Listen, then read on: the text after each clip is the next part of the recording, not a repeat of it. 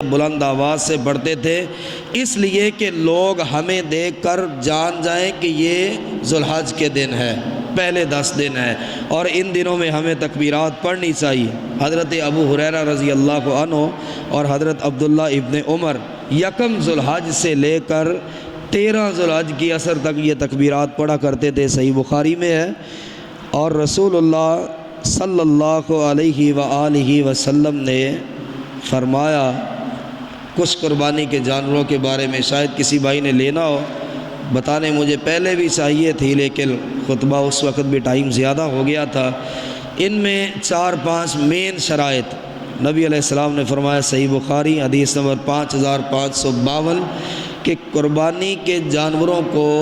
جب آپ خرید لیتے ہیں تو انہیں آپ موٹا تازہ کریں، یہ حکم ہے۔ صحیح بخاری حدیث نمبر 5552، قربانی کے جانوروں کو موٹا تازہ کرنا چاہیے۔ 2 دن 4 دن اگر آپ پہلے لے لیتے ہیں تو اس کی خوب آپ خدمت کریں، خوب اس کو کھلائیں پلائیں کہ اس کا موٹا تازہ ہونا اللہ کو پسند ہے۔ اور دوسرا 2 سال کا بکرا دوندا، جس کو ہم کہتا ہے دونتا بھی کہتے ہیں، 2 دانت والا، جس کے دودھ کے دانت گر گئے ہوں اور نئے آئے ہوں، وہ اللہ تعالیٰ قبول کرتا ہے۔ نہیں ملتا، آپ کو بڑی مجبوری ہے، بڑے معاملے، کہیں سے نہیں ملا، بھیڑ یا چھترا یا دمبا 1 سال کا، اس کی بھی اللہ قربانی قبول کرے گا۔ واضح عیب والا جانور آپ نہیں لے سکتے، یہ سنن ابی داؤد میں ہے، حدیث نمبر 2802۔ واضح عیب سے کیا مراد ہے؟ وہ چلتا ہے تو واضح محسوس ہوتا ہے کہ اس میں لنگڑا پن ہے، اس کی ایک آنکھ صحیح نہیں ہے، وہ کانا ہے یا بھینگا ہے،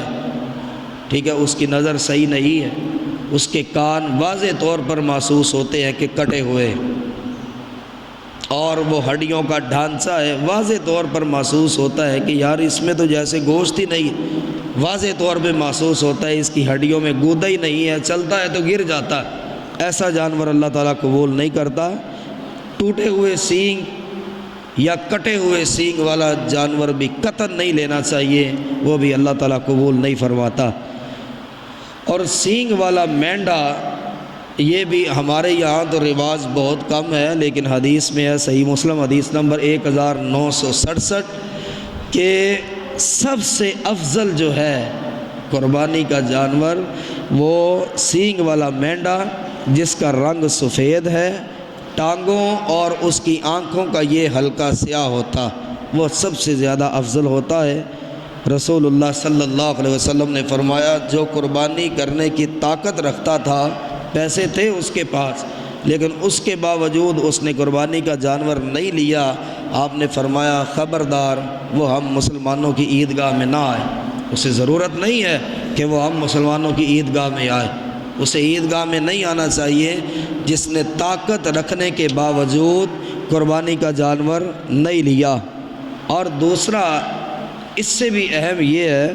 صحیح بخاری حدیث نمبر 5556، یہ ہم نے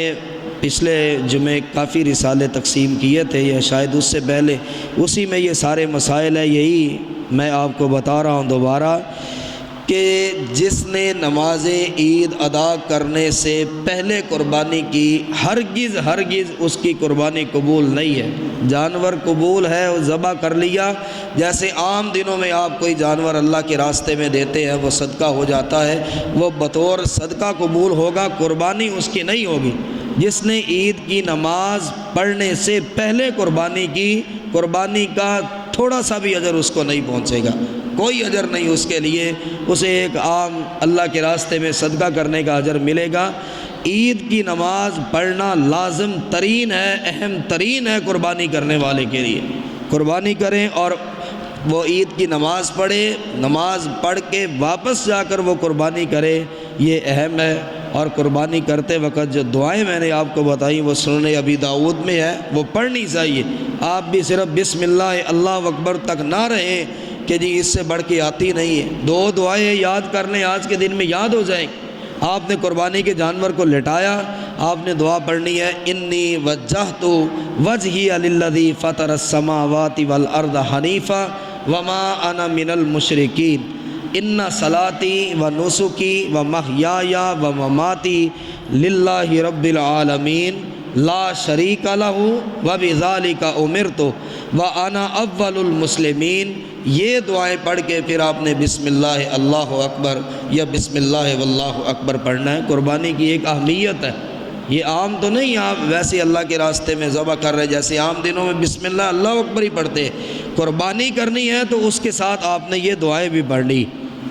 اور سب سے زیادہ بہتر یہ ہے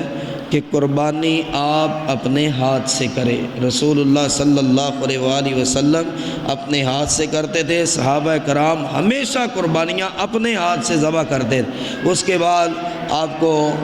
اس کی کھال اتارنی نہیں آتی، گوشت بنانا نہیں آتا، آپ کسائی سے بات کر لیں، کسی سے بھی کر لیں، لیکن ذبح آپ اپنے ہاتھ سے کریں، یہ سب سے زیادہ ضروری، سب سے زیادہ ضروری۔ اپنی قربانی کو اپنے ہاتھ سے آپ کریں۔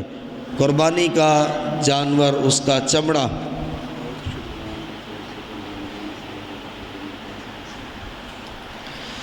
قربانی کا جو چمڑا جانور ہے، اس کا چمڑا ہے، وہ آپ اپنے ذاتی استعمال میں نہیں لا سکتے۔ صرف دو شرطیں ہیں کہ آپ نے کوئی جائے نماز وغیرہ بنانا ہو یا مشق وغیرہ بنانی ہو، پانی بھرنے کے لیے، پینے کے لیے، ان چیزوں کا تو اب رواج ہی نہیں ہے، نہ کوئی اس کا جائے نماز بنا کر گھر رکھتا ہے، نہ کوئی مشق رکھتا ہے پانی بنانے کے لیے۔ یہ آپ اللہ کے راستے میں اسے وقف کریں، کسی ادارے کو دے دیں، کسی بیوہ عورت، کوئی یتیم بچے ہے اس کو بیچ کر پیسے ان کے گھر پہنچا دیں، کوئی سامان لے کر دے دیں، جیسے آپ سمجھیں۔ اپنے ذاتی استعمال میں آپ اسے نہیں لا سکتے۔ اور مزدوری، وہ آپ قربانی کا گوشت یا قربانی کی کھال آپ مزدوری میں دے دیں، سارا ثواب ہی جاتا رہے گا۔ قربانی کا آپ بڑا جانور لائے، اونٹ لائے، گائے لائے، اور اس نے کہا چلو یار تو قربانی کر، یہ کھال بھی لے جانا اور میں تمہیں اس سری اور پائی بھی دے دوں گا، بس ٹھیک ہے، پیسے نہیں ہے، یہ غلط ہے۔ قربانی کے جانور سے کچھ بھی مزدوری کے عوض نہیں دیا جا سکتا۔ ویسے وہ غریب آدمی ہے، آپ بے شک اس کو آدھا جانور ہی دے دیں، مزدوری بھی دے اور اسے کہیں کہ یہ بھائی لے جاؤ، قربانی کا گوشت ہے۔ مزدوری کے عوض آپ کچھ بھی قربانی کے گوشت میں سے اسے نہیں دیں گے۔ میت کی طرف سے جو قربانی ہے رسول اللہ صلی اللہ علیہ وآلہ وسلم کرتے تھے، یہ آپ کا خاصہ تھا، اس لیے کہ آپ سید الانبیاء تھے، امام الانبیاء ہیں۔ آپ صلی اللہ علیہ وسلم کرتے تھے، اللہ یہ میری طرف سے بھی ہے اور میری امت میں اس کی طرف سے بھی ہے جو قربانی نہیں کر سکا، یا میت کی طرف سے بھی الفاظ ہے۔ لیکن یہاں پر علماء جو ہے ان کی دو رائے، ایک رائے ہے، میں کل سے اسی ٹاپک پہ جو ہمارے محدثین نظام ہیں ان کے ساتھ میں ٹچ ہوں، مجھے پتہ تھا یہ مسئلہ بھی ہونا ہے۔ 90% علماء بالعموم اتفاق ہے اس بات پر، میت کی طرف سے نہیں کرنی چاہیے۔ 10% یہ کہتے ہیں میت کی طرف سے کر دے تو حرج نہیں ہے، کیونکہ رسول اللہ صلی اللہ علیہ وسلم نے کی ہے، لیکن 90% محدثین کہتے ہیں کہ وہ اللہ کے نبی کا خاصہ تھا، وہ اللہ کے رسول علیہ السلام تھے، وہ کر سکتے ہیں، آپ علیہ السلام کا خاصہ تھا وہ۔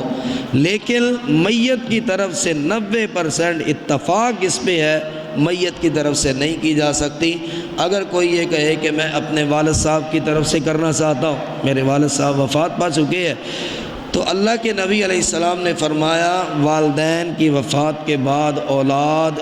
ریت کے ذرے کے برابر بھی کوئی نیکی کرتی ہے، قربانی تو بہت بڑی چیز ہے، ریت کے ذرے کے برابر بھی کوئی نیکی کرتی ہے تو ماں باپ دونوں کو برابر کا اجر پہنچ جاتا۔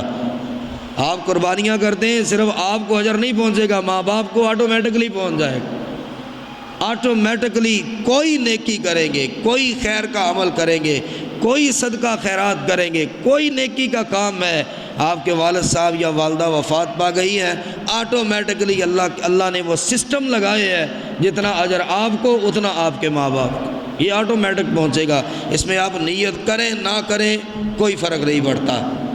تو قربانی میت کی طرف سے 90% جمہور علماء یہ کہتے ہیں نہیں کرنی چاہیے۔ آپ کر رہے ہیں، آپ نے جو قربانی کی اتنا ہی اجر آپ کو، اتنا ہی اجر آپ کے ماں باپ کو، کیونکہ یہ اللہ کا حکم ہے کہ اولاد بہترین صدقہ جاریہ جو باپ چھوڑ کر جاتا ہے وہ نیک اولاد ہے۔ کیسے بہترین صدقہ جاریہ ہے؟ جو کام وہ کریں گے اس کا پورا پورا اجر ان کو ملتا۔ اب آخری بات یہ ہے کہ نماز عید کا جو ٹائم ہم نے یہاں اعلان کیا تھا وہ 7:30 کا،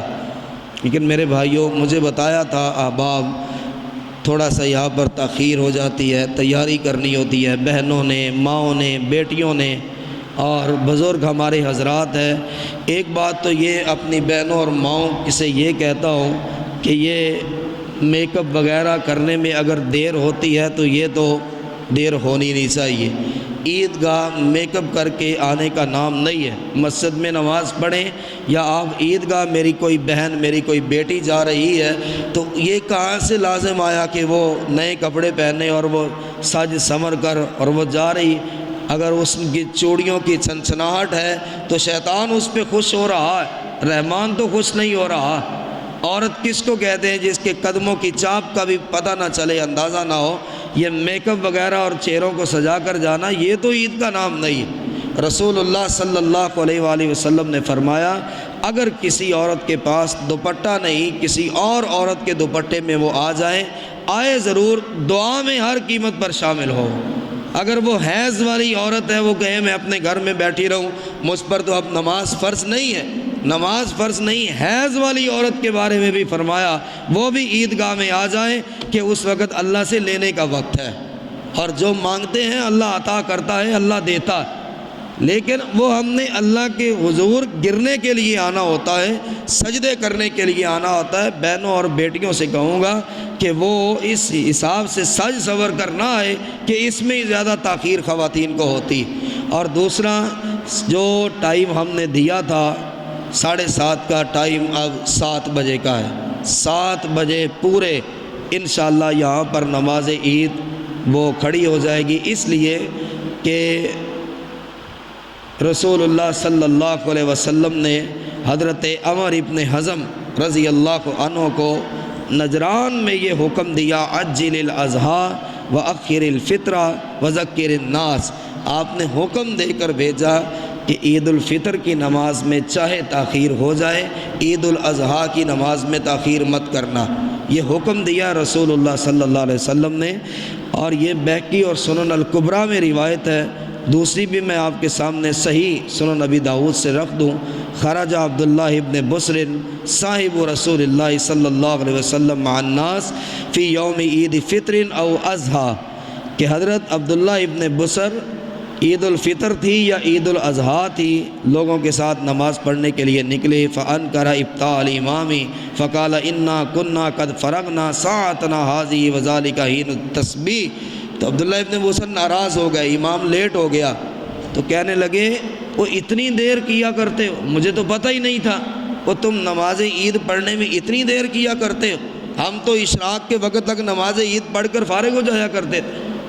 اور ایک روایت میں یہ ہے کہ سورج کی کرنیں ٹھنڈی ہوتی تھی، ہم نماز عید پڑھ لیا کرتے تھے۔